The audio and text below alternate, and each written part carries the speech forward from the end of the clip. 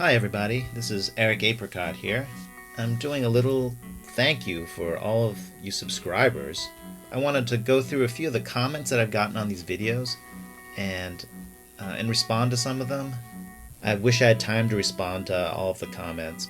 If you want me to respond to comments, then one good thing to do is you could make an account at dubnationhq.com, which is the website that I co-own and where we write longer articles, and there's a extensive commenting section with lots of cool people commenting, and then I can respond in more detail to people's questions or comments and observations. YouTube I find very difficult to write anything in, so that's a really good place if you want a proper response from me. But for now, this is what I can do for YouTube. First of all, I've been really touched by so many of you taking time to write kind comments. So this is just a small scattering of the comments that I noticed. There are definitely others. The praise, of course, is great for my ego. Anyone would appreciate that. But I wanted to tell you specifically how much they mean to me. I didn't take YouTube seriously up until about 4 weeks ago. And up until then, YouTube has just been a place to stash my videos for articles that I'm writing.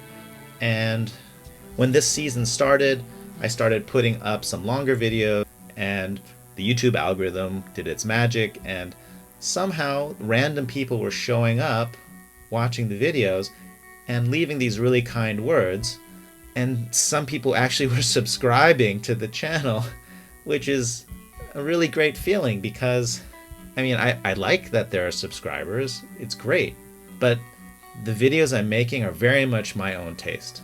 Like, I hit the record button and I don't have a script. I just watch video and I talk through it about things that I find really interesting, or I make ridiculous jokes that are just amusing to me, and then at the end I edit out anything that's really boring or doesn't make any sense. And this is obviously not a recipe for a widespread audience. I mean, if I told someone, hey, we're going to make videos about really small details of basketball strategy, and also we're going to pretend that Andre Iguodala is going to lecture people about the second industrial revolution, and we're going to have Steph singing Frozen. Like, who wants to hear that, right? Not many people would want to sit through a video like that. But you're probably one of them if you're watching this. And that means you have the same taste as me. You like the Warriors, you like basketball strategy, you like appreciating the amazing plays that people do, and you also have a similar sense of humor. And you also like, or at least don't mind, that I'm kind of laid back. So that's amazing. There aren't that many people like us. So we found each other. That's the dream of the internet. So I'm really genuinely grateful to be sharing this time with you. You all are my kind of people. So the other thing I like about a lot of the comments, and I'm going to tell you, I had very low expectations for the comments of a YouTube channel. I mean, you know what I'm talking about, right? There's some horrible comments out there. But I really appreciate, first of all, any kind of positive reinforcement. That's great. But also the comments that specifically say things that you like. And that's very helpful for me because, like I said, I just kind of hit the record button and I just start rambling. So it's good to know if you think this thing was funny, or if you really like that I dug into this, or you were wondering about this. It's going to help make future videos better. So thank you all. I really appreciate it. A couple of people have mentioned, what's up with the name Explain One Play? Like you're not explaining one play. Okay, you're right. You got me. And there's a few reasons that I still call it Explain One Play. So first of all, I'm just used to the name. I've been doing Explain One Plays since basically 2014, I guess. And I'm just used to the name. I think a small number of people already know the name, so I'm just used to it. Secondly, I want to set low expectations for the viewer because, you know, I only promised to explain one play, so if I explain 3 plays, you got 200% bonus, right? So, and people might feel like, oh wow, this really sucks, but at least I got all these bonus plays. And then third, I also want to set low expectations for myself because, you know, it takes a certain amount of effort to get these done, and I feel like, okay, I just have to explain one play. Let's do this. A lot of the fight is just getting started and finishing it, like just getting this thing done. A few people asked this is just one example, saying, bro, I love these videos. I suggest after you discuss the play, you play it back one more time to see it go in action.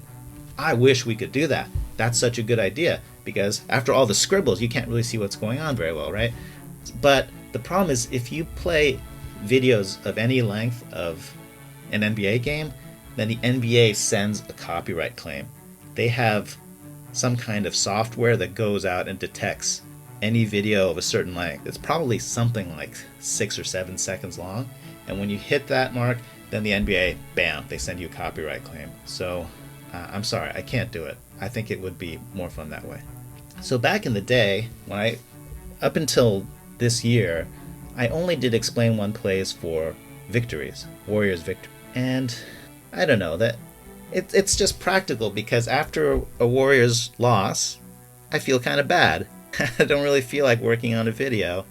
And I don't know, it's so petty. It makes no sense. Like, the whole thing makes no sense, because it's like 30 people dribble a ball in a city halfway across the country, and then I'm sad. Like, it makes no sense. But I know you know what I'm talking about. So, also, in general, many fewer people watch videos after a loss than after a win. But nonetheless, I think I'm going to try to do a video for every game, even the losses, and we'll see what happens. If it turns out no one watches them, then I might stop doing them. Ishi tells me, why am I watching this while I'm supposed to be doing my English assignment?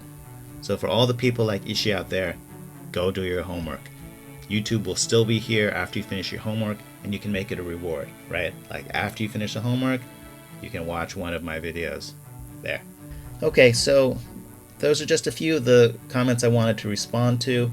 If you want to have me respond to questions for a future mailbag like this, you can drop them in the comments for this video.